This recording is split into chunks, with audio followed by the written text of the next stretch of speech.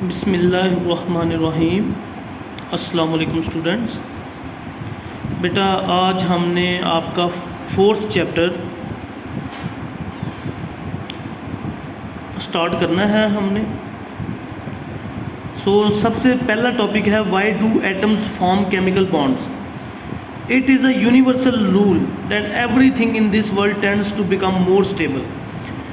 बेटा एटम्स जो हैं हमने ये भी पढ़ा था, क्योंकि जब ये बॉन्ड नहीं बनाते एक दूसरे से तो हमने इसको स्टडी किया हुआ पिछली क्लासेस में कि atom can not exist independently, क्योंकि एटम्स जो हैं वो अनस्टेबल होते हैं। तो अब जितनी भी इस दुनिया में चीज़ें हैं उन सब ने स्टेबल होना है, ठीक है। वो स्टेबिलिटी की तरफ जाएंगे तो ही वो जो है एग्जिस्ट कर पाएंगे। Atoms achieve stability by attaining electronic configuration of noble gases. Atoms सारे जितने भी एटम्स हैं आपके पीरियोडिक टेबल में, इनकी स्टेबिलिटी ऐसे इनको आती है जब ये इलेक्ट्रॉनिक कन्फिग्रेशन अपनी कंप्लीट कर लेते हैं। जैसे नोबल गैसेस की इलेक्ट्रॉनिक कन्फिग्रेशन कंप्लीट होती है ना, हीलियम, नियॉन और आर्गॉन की है, NH2 NP6, ठीक है। नोबल गैसेस का हमें ये तो पता है कि उनकी इलेक्ट्रॉनिक कन्फिग्रेशन कंप्लीट होती है, उनके पास इलेक्ट्रॉन्स कंप्लीट होते हैं, ठीक है। वो इसीलिए रिएक्ट नहीं करती। आपके जो पहले शेल्स हैं, अगर पहले शेल की बात करें या दूसरे शेल की बात करें, तो इनमें 2 या 8 इलेक्ट्रॉन जब मुकम्मल हो जाएंगे तो इसे कहते हैं साइन ऑफ स्टेबिलिटी। स्टेबिलिटी फिर जब आती ही तब है जब आपके एक एटम ने किसी और एटम के साथ बॉन्ड बनाया हो, या इलेक्ट्रॉन लूज़ किया हो, या इलेक्ट्रॉन एक्सेप्ट किया हो। अब 2 से 8 इलेक्ट्रॉन तक जब वैलेंस शेल में आ जाते हैं तो एटम जो है वो फिर स्टेबल हो जाता है। Attaining 2 electrons in the valence shell is called duplet rule. एक ऐसा एटम जो अपने शेल में 2 इलेक्ट्रॉन्स को अटेन करता हो उसे हम कहते हैं duplet rule. While attaining 8 electrons in the valence shell is called octet rule. और अगर वही एटम, ठीक है, या एक मॉलिक्यूल के अंदर एक एटम अपने वैलेंस शेल में 8 इलेक्ट्रॉन्स को अटेन कर लेता है तो उसे हम ऑक्टेट रूल कहते हैं। नेक्स्ट, ये कल मैंने बेटा आपसे क्वेश्चन पूछा था, लास्ट आपकी वर्कशीट में मेंशन होगा, उसका जवाब यहाँ भी लिखा हुआ है और आपको लास्ट आपने वर्कशीट में हल करके दे भी दिया। वो क्वेश्चन ये था, why noble gases are non reactive. The noble gases do have 2 और 8 electrons in their valence shell.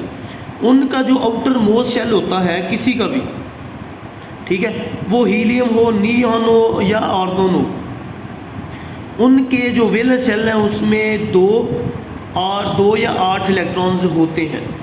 It means all the noble gases have their valence shells completely filled.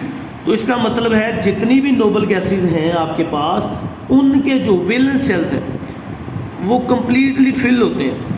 या उसमें 2 होंगे, 8 होंगे, या फिर कोई ऐसी नोबल गैस जिसमें M और N शेल हो, तो उसके भी अगर शेल में इलेक्ट्रॉन्स कंप्लीट होंगे तो उसे हम कहते हैं कंप्लीटली फिल्ड वैलेंस शेल्स।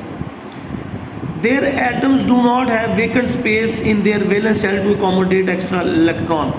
सो नोबल गैसेस के वैलेंस शेल्स में थोड़ी सी भी एक्स्ट्रा स्पेस नहीं होती कि वो 1, 2 या 3 इलेक्ट्रॉन्स एक्स्ट्रा जो हैं अपने अंदर ऐड कर सकें।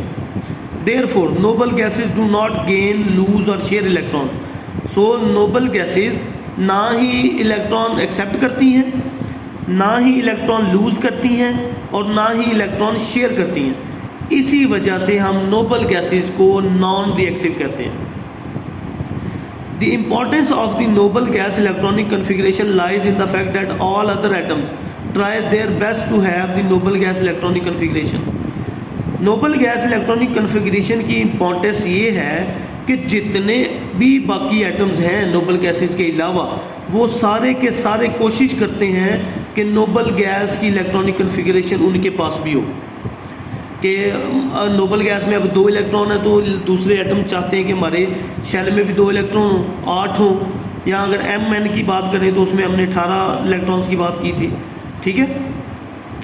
For this purpose atoms combine with one another, इस इलेक्ट्रॉनिक कन्फिग्रेशन को कंप्लीट करने के लिए एटम एक दूसरे के साथ बाइंड करते हैं या कंबाइन करते हैं। इस प्रोसेस को हम कहते हैं chemical bonding. In other words atoms form chemical bonds to achieve stability. Atoms हमेशा तब ही केमिकल बॉन्ड बनाते हैं जब उन्होंने स्टेबिलिटी अचीव करनी हो by acquiring inert gas electron configuration.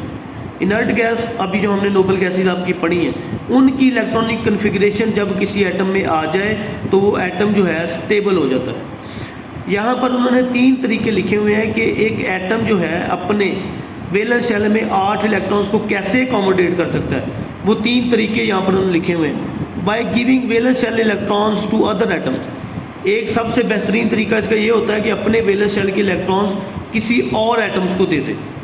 क्यों? क्योंकि जब वो अपने वैलेंस शेल के इलेक्ट्रॉन किसी और एटम को दे देगा तो इससे ये होगा कि उसकी जो अपना पहले वाला शेल मौजूद है, जैसे अगर उसने अपने एल शेल के इलेक्ट्रॉन किसी और एटम को दे दिए तो उसके अपने के शेल में तो 2 इलेक्ट्रॉन रह जाएंगे, तो उसकी Nobel gas electronic configuration complete हो जाएगी। और जिस एटम ने इलेक्ट्रॉन एक्सेप्ट करने हैं, second point, bye gaining electrons from other atoms, अब वही जो एटम गेन कर रहा है, ठीक है, अगर वो उससे गेन करता है 3 कर लेता है 4, 5 इलेक्ट्रॉन, तो उसके जो अपने आउटर वैलेंस शेल्स हैं उनके अंदर भी फिर इलेक्ट्रॉन जो हैं वो भी कंप्लीट हो जाएंगे, ठीक है। इसको हम कहते हैं noble gas electronic configuration. Third point है by sharing valence electrons with other atoms. तीसरा ये होता है कि अपने वैलेंस इलेक्ट्रॉन्स दूसरे एटम के साथ शेयर करें, जिसमें हम कोवलेंट बॉन्ड पढ़ेंगे। दोनों एटम्स एक दूसरे को अपना अपना एक इलेक्ट्रॉन या 2 इलेक्ट्रॉन शेयर कर देते हैं, ठीक है। It means every atom has a natural tendency to have 2 और 8 electrons in its valence shell.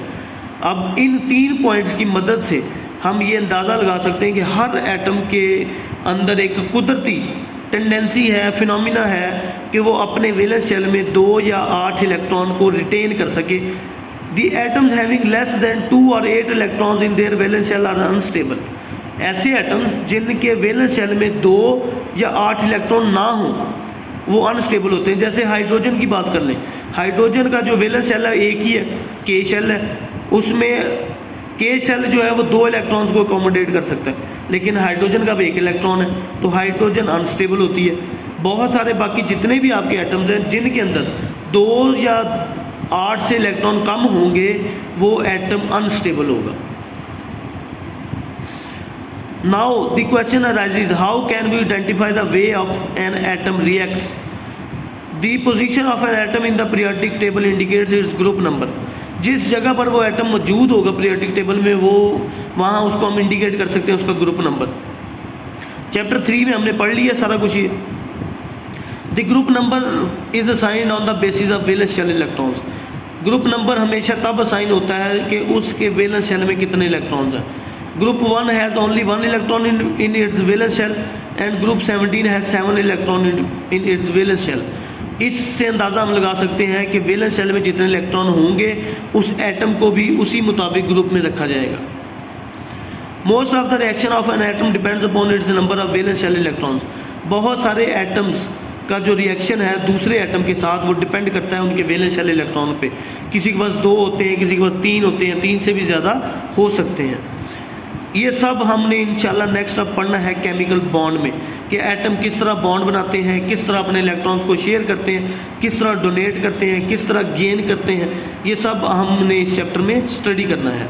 आज के लिए इतना ही, नेक्स्ट हम इंशाल्लाह केमिकल बॉन्ड से जो है कंटिन्यू करेंगे, और इंशाल्लाह पूरी उम्मीद है कि हम वो आपका लेक्चर स्कूल में होगा इंशाल्लाह। थैंक यू वेरी मच बेटा।